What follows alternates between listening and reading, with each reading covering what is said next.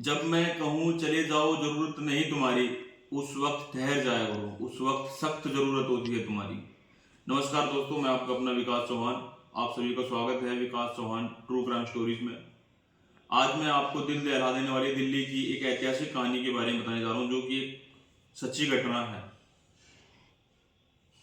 बात 1995 की है, 2 जुलाई 1995 की, दिल्ली की, जो कि दिल्ली के जनपद के पास एक होटल है यात्री निवास, उसकी है। घटना के जो पात्र है उनका नाम मैं आपको आगे बताऊंगा। तो हुआ क्या कि उस रात को उस होटल के रेस्टोरेंट बगिया के ऊपर टॉप फ्लोर पर आग की लपटें थी तेज। तो वहां पे एक महिला थी जिसने कि ये लपटें देखी और जोर से चिल्लाने लगी। वहीं पर पुलिस के 2 जवान पेट्रोलिंग कर रहे थे रात के वक्त, अब्दुल नसीर और एक उनके साथ थे होमगार्ड।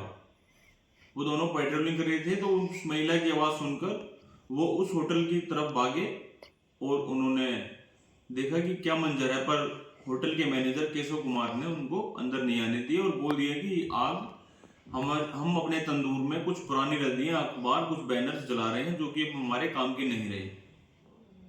पर अब्दुल नसीर को शक हुआ कि कुछ ना कुछ तो गड़बड़ है और अब्दुल नसीर अपने सहकर्मी के साथ किसी न किसी तरीके से उस होटल के अंदर गए और उन्होंने जो वो तंदूर के पास जाकर मंजर देखा तो बहुत ही भयानक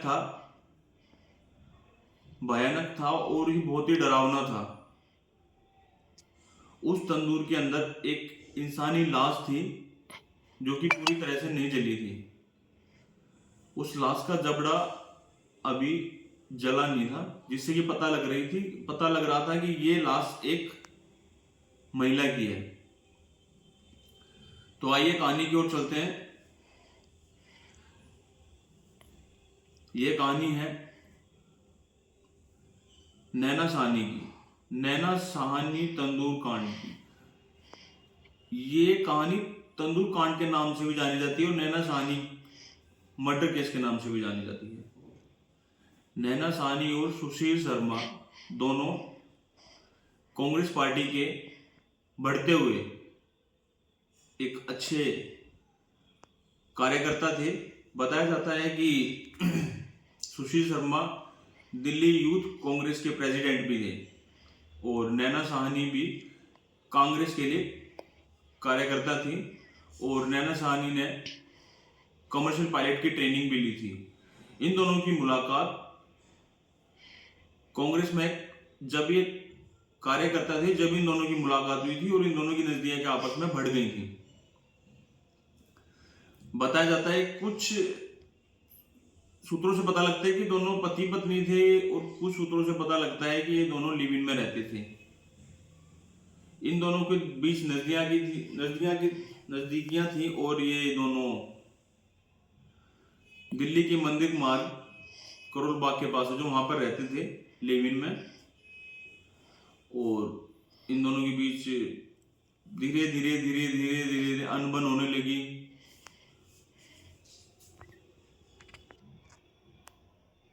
नैना साहनी ने कांग्रेस पार्टी में कार्य करना छोड़ दिया था।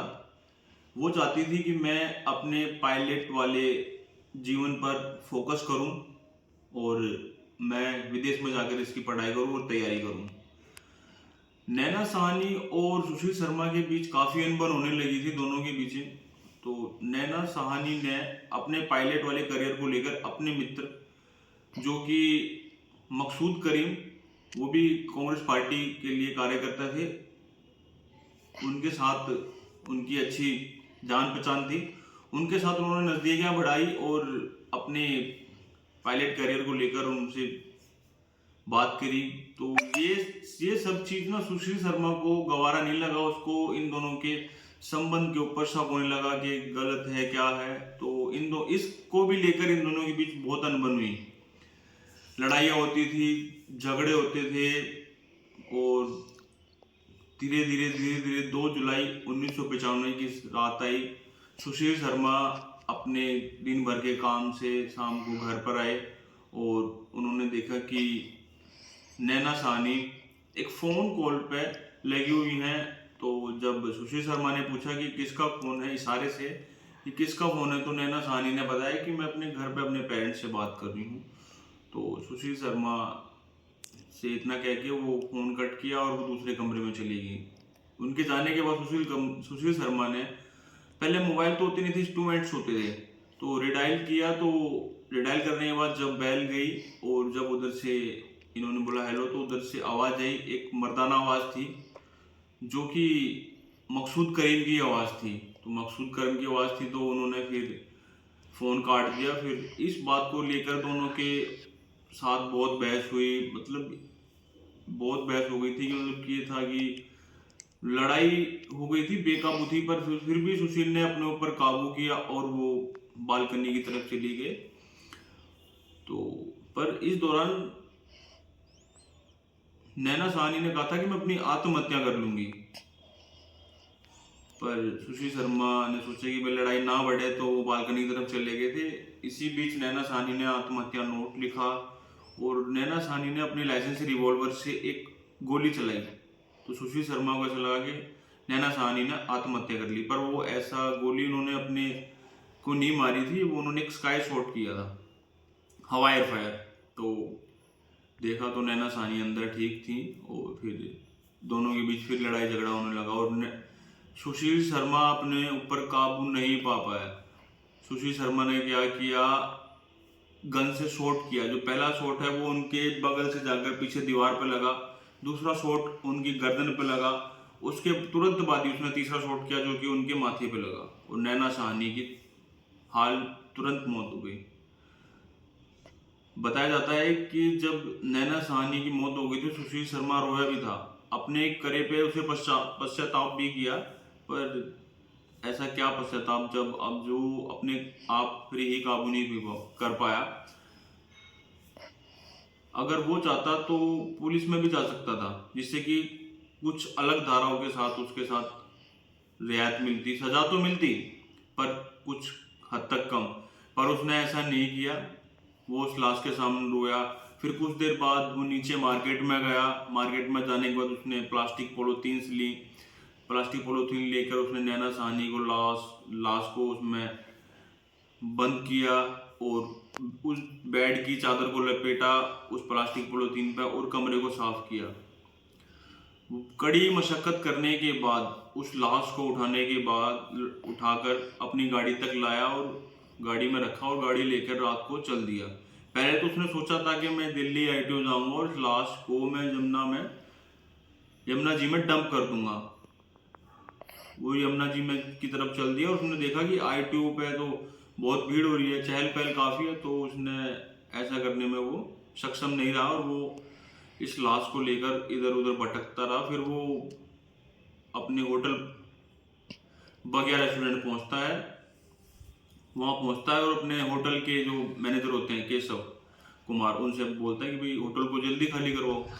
केशव कुमार कहता है कि जी अभी तो बहुत सारा खाना बचा हुआ है। बोले जल्दी खाली करवाओ और ग्राहक को कह दो खाना खत्म हो गया है और खाली करवा दो होटल जितना जल्दी हो सके, और कर्मचारी उनको छुट्टी कर दो, उनको कुछ 20-30 रुपए दे के उनको साथ बाहर कहीं भी उनको बोल दो भाई जाओ छुट्टी है तुम्हारी, खाना वाना भारी खाना। पर सुशील शर्मा ने जैसा बोला वैसा केशव कुमार ने किया। कहा जाता है कि उसके साथ 3 शख्स और थे उस कांड में। तो ऐसा किया, भी सबको जाने के लिए बोल दिया, होटल धीरे धीरे खाली हो गया। फिर उसने कन्वेंस किया केशव कुमार को, केशव कुमार ऐसी ऐसी बात है, ऐसे में से मर्डर हो गया मेरी पत्नी का। तो केशव कुमार तो पहले तो उसका साथ देने के लिए मना करता रहा। बड़ी मुशक्कत करने के बाद उसने केशव कुमार को कन्वेंस किया और केशव कुमार उसके साथ उस कांड को अंजाम देने के लिए राजी हो गया। पहले वो दोनों उस लाश को निकालते हैं, अपने बारबेक्यू रेस्टोरेंट में लेके जाते हैं, तंदूर तक लेके जाते हैं और सुशील शर्मा उसे कहता है कि भाई पुरानी रद्दी लिया, पुराने बैनर्स लिया जो कि इस लाश को जलाने में काम आएंगे। तो कोई कोई कहता है कि भी लाश जिन पूरी रखी गई थी, वो कहता टुकड़ों में रखी गई थी, पर उन्होंने उस लाश को उसके अंदर डाला और तंदूर में अखबार वगैरह लगाए, रद्दी लगाई। जब बात नहीं बनी तो उन्होंने क्या किया, मक्खन के 5 ब्रिक्स उस लाश के ऊपर डाल दिया। जैसे ही मक्खन उस लाश के ऊपर पड़ा तो उन्होंने नहीं सोचा कि आग की लपटें ऊपर उठेंगे तो क्या होगा। आग की लपटें ऊपर उठी और वो मंजर उस महिला ने देखा और पुलिसकर्मी आए। उस वक्त तक उसका जबड़ा नहीं जला था, मैं फिर दोबारा बता रहा हूँ। तो उसे पता चला था कि ये किसी महिला की लाश है। तो पुलिस की टीम आई तो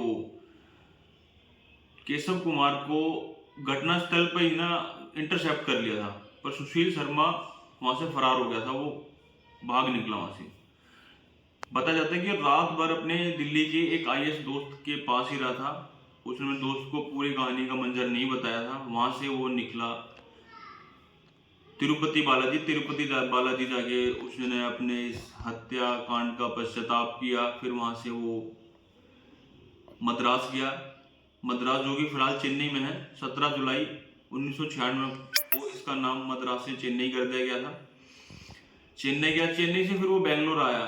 तो तकरीबन लगभग 1 हफ्ते की कड़ी मशक्कत के बाद पुलिस उसको बेंगलुरु से पकड़ लेती है, इंटरसेप्ट करती है और दिल्ली लेकर आ जाती है।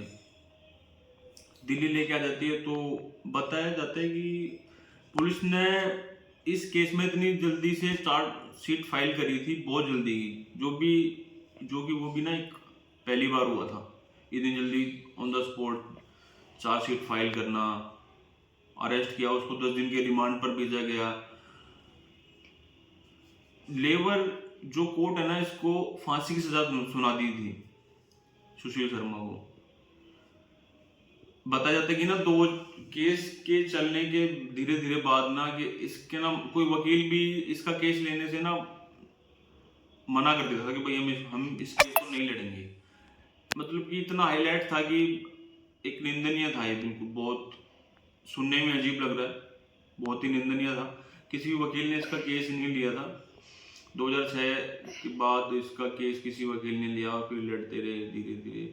इसको फांसी की सजा सुना दी गई, पर इसके पास ऑप्शन था, ये हाई कोर्ट गया। हाई कोर्ट में इसने अपील लगाई, पर हाई कोर्ट ने भी लेबर कोर्ट की सजा को बरकरार रखा। फिर इसने सुप्रीम कोर्ट में अपील लगाई। सुप्रीम कोर्ट ने इसकी सजा को उम्र कैद में बदल दिया। वहां पर केशव कुमार को सजा हुई थी 7 साल की, और जो उसके साथ 3 सहकर्मी थे उनको बाइज्जत बरी कर दिया गया था लेबर कोर्ट ने। और लेबर कोर्ट ने 7 साल की सजा केशव को सुनाई थी। 7 साल की सजा केशव कुमार काट के रिहा हो गया था और ये अपना केस लड़ता रहा। इसको बाद में सुप्रीम कोर्ट ने उम्र कैद की सजा सुना दी गई थी, पर ये बहुत ही शातिर था, चालाक था। जब इसको सजा सुनाई तो ये जब जेल में था तो इसने एक पुजारी का रूप धारण किया और वहाँ बस प्रवचन वगैरह सुनाता था। तो इसके अच्छे व्यवहार के कारण इसको जल्दी रिहाई मिल गई थी 2018 में। पर इस बताया जाता है कि ना इसको 20 साल में एक बार पेरोल नहीं मिला था। 20 साल के बाद इसको 10 दिन के लिए पेरोल मिला था और 2018 के बाद इसको रिहाई मिल गई। अभी अपना जीवन काट रहा है, दिल्ली में ही है, पता नहीं कहाँ है। बाकी ठीक है, अपना ख्याल, कहानी इतनी सी थी। जय हिंद, जय भारत। अपना ख्याल रखो, अपनों का ख्याल रखो। कहानी अच्छी लगे तो लाइक करो, सब्सक्राइब करो, शेयर करो। धन्यवाद।